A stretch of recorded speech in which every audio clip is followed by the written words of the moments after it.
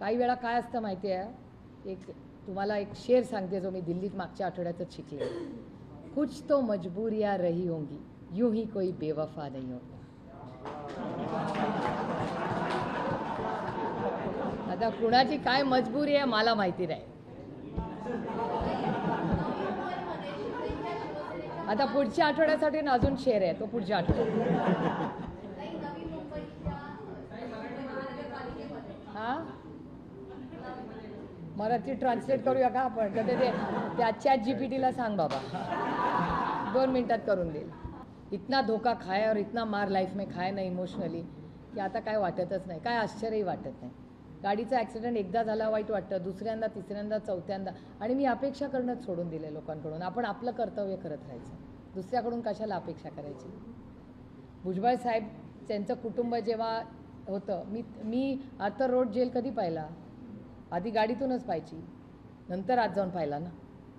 तेव्हा मी नाही कुणाला घाबरले. एक तर मी घाबरत पण नाही, कारण का आपण काय कुणाला कशालाच निंदे नाही, आपल्याला कसली भीती. आर्थर रोड जेल मी कुणामुळे पाहिला, पण त्यांना जर आमच्यावरचं प्रेम कमी झालं असेल तर त्याच्यात मला काही वाटत नाही. माझं त्यांच्यावर प्रेम तेवढंच आहे. Supriya Sule's middle name is consistency. माझं काय प्रेम कमी जास्त होत नाही. एकदा प्रेम केलं ना की दिलदार आयुष्यभर करायचं असतं, असं नसतं कमी जास्त कमी.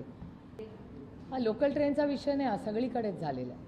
म्हणजे क्राईम हा महाराष्ट्रात वाढलाय का तो हो. आणि मी खूप जड अंतःकरणाने हे म्हणते की सगळ्यात पुढे आमचं पुणे आहे. हे मी म्हणत नाही आहे, अमित भाई शानचा होम मिनिस्ट्रीचा केंद्र सरकारचा रिपोर्ट म्हणतो की देशात सगळ्यात राज्यात सगळ्यात 1 नंबर क्राईम पुण्यामध्ये.